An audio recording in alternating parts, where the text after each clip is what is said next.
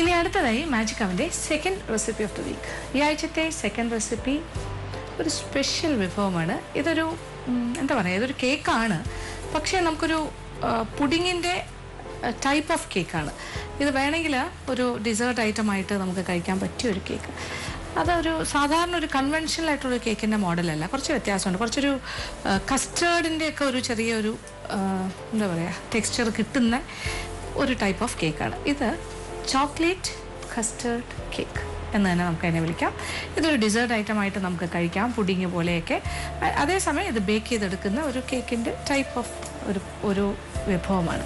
അപ്പോൾ നമ്മുടെ chocolate custard cake എങ്ങനെയാണ് തയ്യാറാക്കുന്നത് നോക്കാം. അതിന് വേണ്ട ചേരുവകൾ എന്തൊക്കെയാണെന്ന് നോക്കാം.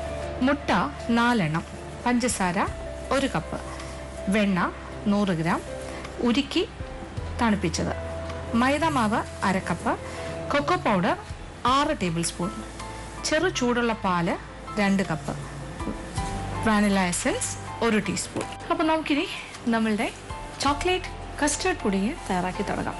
അതിനാദ്യം വേണ്ടത് 4 മുട്ടയാണ് ഞാൻ അളവ് പറഞ്ഞിരിക്കുന്നത്. ആ 4 മുട്ടയും മഞ്ഞയും വെള്ളയും വേർതിരിക്കണം. ഓരോന്നോരോന്നായിട്ട് നമുക്കൊന്ന് പൊട്ടിക്കാം.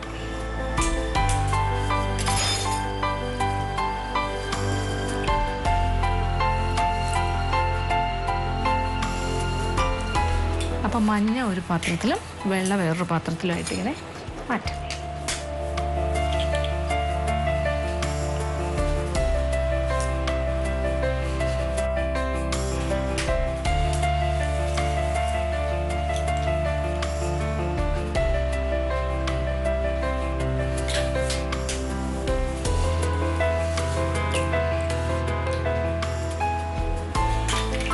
അങ്ങനെ മുട്ടയുടെ മഞ്ഞയും വെള്ളയും നമ്മൾ വേർതിരിച്ചു. എനിക്കൊരു ചെറിയൊരു കോഴിക്കുഞ്ഞുണ്ട്, ഇതിങ്ങനെ സെപ്പറേറ്റ് ചെയ്യാനായിട്ട് സെപ്പറേറ്റർ. പക്ഷെ ഇന്ന് ഞാനത് എടുത്തില്ല എന്നേ ഉള്ളൂ. പക്ഷെ അത് വെച്ച് ചെയ്യുമ്പോഴും ഭയങ്കര രസമാണ്. അപ്പോൾ മുട്ടയുടെ വെള്ളം ഒരു സൈഡിലേക്ക് മാറ്റി വയ്ക്കാം. എന്നിട്ട് മുട്ടയുടെ മഞ്ഞ ഒന്ന് ചെറുതായിട്ടൊന്ന് സ്പൂൺ കൊണ്ട് ആദ്യം ബീറ്റ് ചെയ്യാം. എന്നിട്ട് കുറച്ചുകൂടി വലിയൊരു പാത്രത്തിലേക്ക് ഇത് മാറ്റാം. എന്നിട്ടൊരു ബ്ലെൻഡർ കൊണ്ട് നമുക്കൊന്ന് ബീറ്റ് ചെയ്യാം. ഇത് 4 മുട്ടയുടെ മഞ്ഞ യോക്ക്. അപ്പോൾ നമുക്കിനി ഒരു ബ്ലെൻഡർ എടുത്തിട്ട് ആദ്യം ഒന്ന് ബീറ്റ് ചെയ്യാം. ഇങ്ങനെ മുട്ടയുടെ മഞ്ഞ ആദ്യം ഒന്ന് പതച്ചിട്ട് ഇതിലേക്ക് 1 കപ്പ് പഞ്ചസാര, ഷുഗർ ഗ്രാന്യൂൾസ് കുഴപ്പമില്ല, പൊടിക്കണ ഫൈൻ പൗഡർ വേണമെന്നില്ല. പക്ഷേ നമ്മളുടെ ഇവിടെ കിട്ടുന്ന പഞ്ചസാര കുറച്ചുകൂടെ വലിയ തരിയല്ലേ, അതുകൊണ്ട് ഒന്ന് ചെറുതായിട്ടൊന്ന് മിക്സിയിലിട്ടൊന്ന് ബീറ്റ് ചെയ്യാം. അപ്പോൾ ചെറിയ തരിയായിട്ടുള്ള പഞ്ചസാര അതിപ്പോൾ 1 കപ്പാണ്. അത് കുറേശ്ശെ ഇടാം, ഒന്നിച്ചിടണമെന്നില്ല, കുറേശ്ശെ ഇങ്ങനെ കുറച്ചായിട്ട് ഇട്ട് കൊടുക്കാം.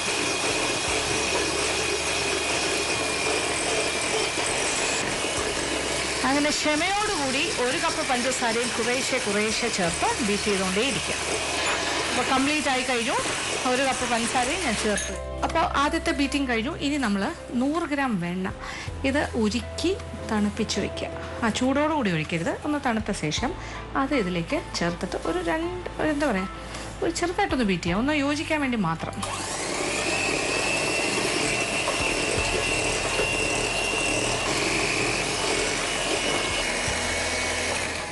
അങ്ങനെ വെണ്ണയും ഇതിനോടൊപ്പം യോജിച്ചിട്ടുണ്ട്. ഇനി നമുക്ക് അടുത്തത് ചേർക്കാനുള്ളത്, ഇതൊരു ചോക്ലേറ്റ് കസ്റ്റേർഡ് കേക്കാണ്. അതുകൊണ്ട് തന്നെ കൊക്കോ പൗഡർ എടുത്തിട്ടുണ്ട്, ഒരു 6 ടേബിൾ സ്പൂൺ, 1/2 കപ്പ് മൈദാമാവുണ്ട്. ഇത് രണ്ടും കൂടി ഒന്നിച്ചാക്കാം. അപ്പോൾ ഈ ഒരു കേക്കിൽ നമ്മൾ ബേക്കിംഗ് പൗഡർ അല്ലെങ്കിൽ സോഡാപ്പൊടി ഇങ്ങനെയുള്ള ഒരു കാര്യവും ചേർക്കുന്നില്ല. അപ്പം മൈദാമാവും കൊക്കോ പൗഡറും അതാണ് ഇനി ഇതിലേക്ക് ചേർക്കേണ്ടത്.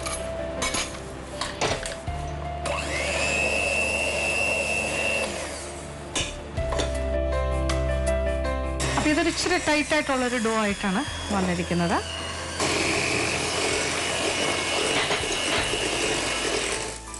ഇനി ഇതിലേക്ക് ചെറിയ ചൂടുള്ള പാല് കുറേശ്ശെ ചേർത്ത് കൊടുക്കാം.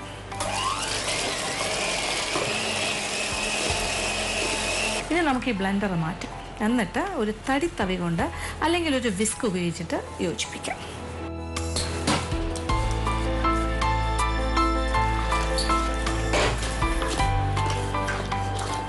നമ്മൾ തടിത്തവി വെച്ചിട്ട് നന്നായിട്ടൊന്ന് യോജിപ്പിച്ചു കൊടുക്കാം. കൂട്ടത്തിൽ ബാക്കിയിരിക്കുന്ന പാലും കൂടി യോജിപ്പിക്കണം.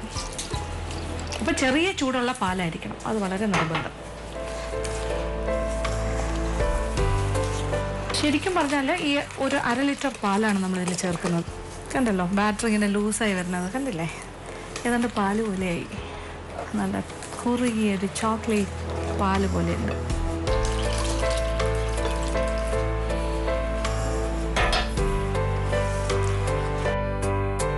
ഇതിലേക്കിനി എസെൻസ്, വാനില എസെൻസ്. അത് വേണമെങ്കിൽ നമ്മൾ മുട്ട ബീറ്റ് ചെയ്യുന്നൊരു സമയമുണ്ടല്ലോ, മുട്ടയുടെ മഞ്ഞയും പഞ്ചസാരയും ആ സമയത്ത് വേണമെങ്കിലും ചേർക്കാം. അപ്പോൾ ആ ഒരു എഗ്ഗി സ്മെല്ല് കുറച്ചുകൂടി പോയി കിട്ടും.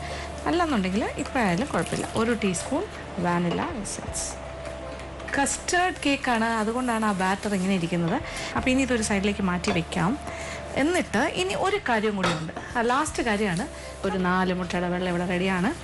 വേറൊരു പാത്രത്തിലേക്ക് മാറ്റാം. ഇനി നമ്മൾ ബ്ലെൻഡർ ഉപയോഗിച്ചിട്ട് നന്നായിട്ട് പതപ്പിക്കാം.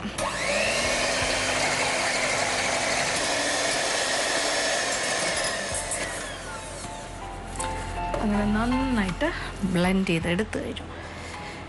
ഇവിടെ നമ്മുടെ ബാറ്റർ ഇവിടെ റെഡിയാണ്, ലൂസായിട്ടുള്ള ചോക്ലേറ്റ് ബാറ്റർ. ഇനി എന്താ ചെയ്യാൻ പോണേ? ഇതിനകത്തേക്ക് ഈ പതച്ച മുട്ടയുടെ വെള്ളം. ഇത് പ്രത്യേകം ശ്രദ്ധിക്കേണ്ടത്, ഒരുപാട് യോജിച്ചങ്ങോട്ട് അതിനകത്തേക്കായി പോകരുത്. ജസ്റ്റ് ഒന്ന് ഫോൾഡ് ഇൻ ചെയ്താൽ മതി. അത് 2-3 പ്രാവശ്യമായിട്ട് ഇതിനകത്തേക്ക് ചേർക്കാം. അപ്പോൾ ഇതിങ്ങനെ കുറച്ചൊക്കെ ഇങ്ങനെ ഫ്ലോട്ട് ചെയ്ത് കിടക്കണം. ഈ എന്താ പറയുക, ഫ്ലോട്ടിങ് ഐലൻഡ്സ് മാതിരി അങ്ങനത്തെ ചില ടൈപ്പ് ഓഫ് പുഡിങ്സ് ഉണ്ടല്ലോ, അതുപോലെയുള്ളൊരു രീതിയിലാണിത് ചെയ്യുന്നത്. ഇതിലേക്ക് ഇങ്ങനെ സാവധാനം യോജിപ്പിക്കുക. കുറച്ചൊക്കെ ഇങ്ങനെ ഉണ്ടാവണം. ഇനി ഇത് തയ്യാറാക്കി വെച്ചിരിക്കുന്ന ഒരു കേക്ക് ടിന്നിലേക്ക് മാറ്റണം. അപ്പോൾ ഏത് മോൾഡാണോ ഉപയോഗിക്കുന്നത്, ഇതിപ്പോൾ ഞാനൊരു സിലിക്കോൺ മോൾഡാണ്, ഒരു സ്ക്വയർ ഷേപ്പ്. അതിനകത്ത് ഒരു പാർച്ച്മെൻറ്റ് പേപ്പർ ഇടുക. അതിലൊരല്പം വെണ്ണ ഒന്ന് തടവുന്നത് നല്ലതായിരിക്കും. എന്നിട്ട് അതിൻ്റെ അകത്തേക്ക് ഇത് മാറ്റാം. അപ്പം മേളിലിങ്ങനെ ഒരു മിറാങ് പോലെ ഒരു കാര്യം, മേളിലിങ്ങനെ എഗ് വൈറ്റൊക്കെ ഇങ്ങനെ പൊങ്ങി കിടക്കും. ഇനി ഇതെന്താണ്? ഇനി ചൂടായി കിടക്കുന്ന ഒരു ഇലക്ട്രിക് അവൻ, 160 ഡിഗ്രി ചൂട്, ഒരുപാട് ചൂടല്ല, 160 ഡിഗ്രി ചൂടിൽ ഒന്ന് പ്രീ ഹീറ്റ് ചെയ്ത് വെച്ചൊരു ഇലക്ട്രിക് അവനിലേക്ക് മാറ്റണം. ഇത് ശരിക്കും ഒരുപാട് ചൂടിലല്ല ഇത് ബേക്ക് ചെയ്യേണ്ടത്, ഒരു സ്ലോ ചൂടിൽ, ലോ ഹീറ്റിൽ കൂടുതൽ സമയം എടുത്ത് ചെയ്യേണ്ടതാണ്. അപ്പോൾ 1 മണിക്കൂറോളം 160 ഡിഗ്രി ചൂടിൽ തന്നെ ബേക്ക് ചെയ്യാം. ഇത് നമുക്കിനി ഇലക്ട്രിക് അവനിലേക്ക് മാറ്റാം. അങ്ങനെ 1 മണിക്കൂർ സമയം കൊണ്ട് വളരെ സ്ലോ ആയിട്ട് സമയമെടുത്ത് 1 മണിക്കൂർ കൊണ്ട് ചെറിയ ചൂടിൽ, ഒരു 160 ഡിഗ്രി ചൂടിൽ നമ്മൾ ഇലക്ട്രിക് അവനിൽ വെച്ച് ബേക്ക് ചെയ്തു. അത് കഴിഞ്ഞിട്ട് ഏതാണ്ട് ഒരു അരമണിക്കൂർ സമയം ഞാനത് തണുക്കാനായിട്ട് സമയം കൊടുത്തു, ക്ഷമയോടുകൂടി. അത് കഴിഞ്ഞിട്ടാണ് നമ്മൾ ഡിമോൾഡ് ചെയ്യുക. അപ്പം നമ്മൾ അകത്തൊരു പേപ്പർ ഇട്ടിട്ടല്ലേ നമ്മൾ ആ സിലിക്കോൺ മോൾഡ് വെച്ച്, അതുകൊണ്ട് തന്നെ ഇങ്ങനെ തന്നെ നമുക്ക് എടുക്കാൻ പറ്റും. അതിനകത്തുനിന്ന് ഇങ്ങനെ എടുത്ത് പുറത്തേക്ക് വെച്ചു. കുറച്ച് നേരം കഴിയുമ്പോൾ നമ്മൾ ഇങ്ങനെ ആക്കുമ്പോൾ അതിൻ്റെ സൈഡ്സ് എല്ലാം ഇങ്ങനെ വിട്ടുവരും. ഇനി ഇത് നമുക്ക് ഇഷ്ടമുള്ള ആകൃതിയിൽ മുറിച്ചെടുക്കാം.